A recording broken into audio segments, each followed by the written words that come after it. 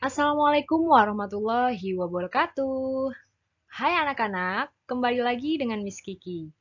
Bagaimana kabar kalian pada hari ini? Miss Kiki harap selalu sehat dan tetap semangat belajar ya. Pada hari ini kita memasuki pembelajaran tematik kelas 2, tema 8 keselamatan di rumah dan perjalanan, subtema 1 aturan keselamatan di rumah, pembelajaran 2. Sebelum kita memasuki pembelajaran pada hari ini, marilah kita membaca basmalah bersama-sama. Bismillahirrohmanirrohim.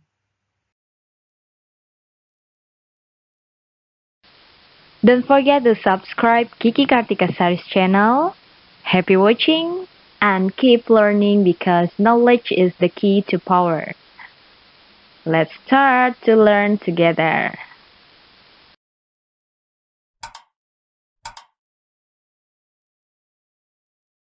Pembelajaran 2. Udin, Edo, Benny, Siti, Dayu, Meli, dan Lani akan bermain menirukan bagaimana cara binatang berjalan. Mereka akan bermain di halaman rumah Udin. Akan tetapi, halaman rumah Udin masih kotor. Halaman rumah Udin perlu dibersihkan. Ayo mengamati. Amatilah halaman rumah Udin. Apakah kamu dapat menemukan benda-benda yang dapat membahayakan diri? Perhatikan percakapan berikut. Teman-teman, halaman ini masih kotor. Yuk, kita bersihkan terlebih dahulu. Betul, masih banyak sampah yang berserakan. Ada juga kerikil dan batu yang berserakan. Benda ini dapat membahayakan diri. Setelah dibersihkan, halaman rumah terlihat bersih dan aman untuk bermain. Ayo membaca. Udin dan teman-teman mulai bermain menirukan gerakan binatang berjalan. Permainan ini dapat dilakukan di darat atau di air. Misalnya di kolam atau di sungai yang bersih di sekitarmu. Menirukan gerakan binatang berjalan berguna untuk melatih otot-otot kaki agar tidak kaku. Bacalah petunjuk bermain menirukan gerakan binatang berjalan berikut dengan nyaring. Aturan bermain menirukan gerakan binatang berjalan di air. Bermain menirukan gerakan binatang berjalan di air dilakukan secara berkelompok. Semakin banyak anak akan semakin seru. Mengingat permainan ini dilakukan di air, setiap anak harus berhati-hati. Permainan ini juga harus dalam pengawasan guru atau orang dewasa. Awali dengan home pimpa, anak-anak yang menang akan berdiri membentuk lingkaran. Anak yang kalah akan berada di tengah lingkaran. Anak tersebut akan bernyanyi, "Ikuti aku, aku," sambil anak menirukan gaya seekor binatang. Misalnya monyet berjalan. Anak-anak yang lain menirukan berjalan keliling seperti monyet. Setelah berjalan keliling satu putaran, anak yang berada di tengah berteriak menyebutkan nama seorang teman. Anak yang disebut namanya segera maju. Dia juga bernyanyi, "Ikuti, ikuti aku," sambil memeragakan gerakan jalan seekor binatang. Binatang yang ditirukan tidak boleh sama. Begitu seterusnya. Jika anak yang ditunjuk tidak dapat menirukan gerakan binatang berjalan, anak tersebut akan kalah. Dia akan mendapat hukuman. Hukumannya menyanyi sambil menari. Ya, sumber Suwandi dan kawan-kawan pada tahun 2010 dengan perubahan seperlunya. Untuk lebih jelasnya, perhatikan gambar bermain menirukan bagaimana cara binatang berjalan di air berikut. Kalian bisa lihat di situ ya. Ya, gambarannya seperti itulah cara bermain menirukan gerakan binatang di air. Ayo mengamati. Perhatikan kembali gambar Udin dan teman-teman ketika bermain. Udin dan teman-teman berbeda agama. mereka selalu hidup rukun walaupun berbeda agama. Mereka menunjukkan sikap persatuan dalam keberagaman. Sikap mereka pantas untuk ditiru. Tahukah kamu contoh kegiatan bermain lainnya yang membutuhkan persatuan? Ya, berikut adalah contoh kegiatan bermain yang pernah kalian lakukan yang menunjukkan persatuan. Pertama, ada permainan tarik tambang. Kedua, permainan bentengan. Ketiga, permainan gobak sodor. Keempat, permainan sepak bola.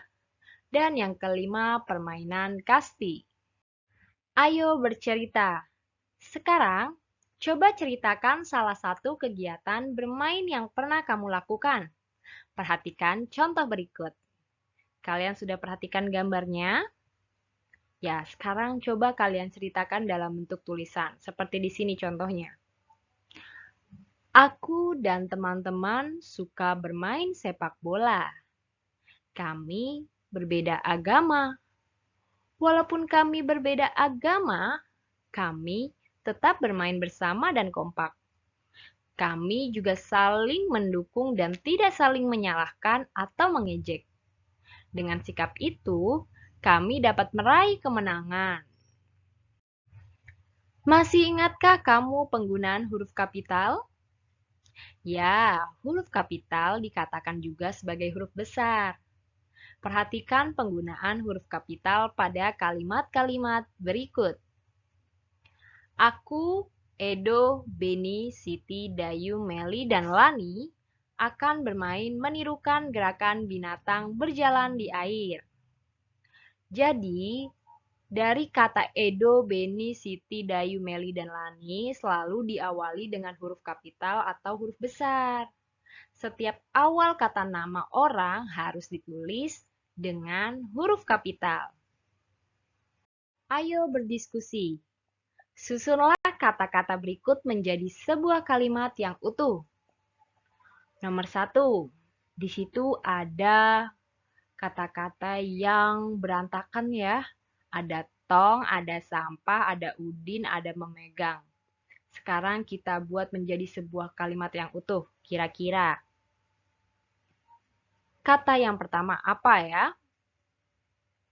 Ya, subjek. Subjek itu biasanya untuk nama orang. Di situ nama orangnya siapa? Udin, betul. Berarti kata yang pertama adalah Udin. Kedua, setelah subjek itu biasanya predikat. Predikat itu bisa disebut juga dengan kata kerja. Kata kerja di situ kira-kira apa ya anak-anak? Tong, sampah, atau memegang?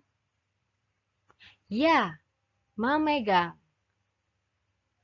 Jadi, yang terakhir adalah objeknya. Objeknya itu adalah tong sampah. Sekarang kita satukan menjadi kalimat yang benar.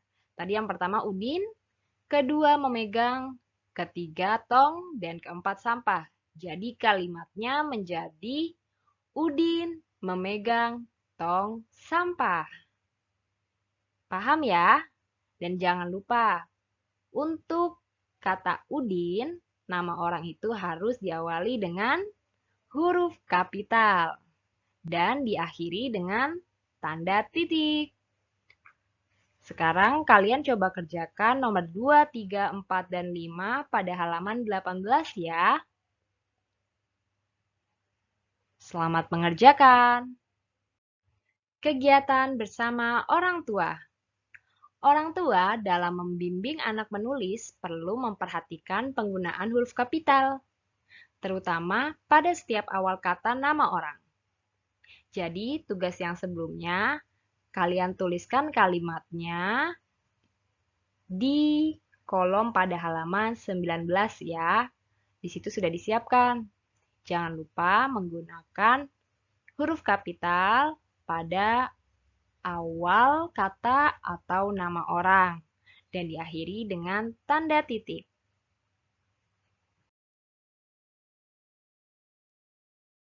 Demikian pembelajaran pada hari ini. Marilah kita membaca hamdalah bersama-sama.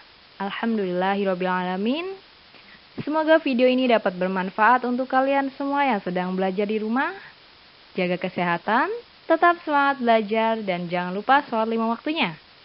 Miss Kiki mohon maaf jika ada kesalahan dalam membuat media pembelajaran pada hari ini. Wassalamualaikum warahmatullahi wabarakatuh.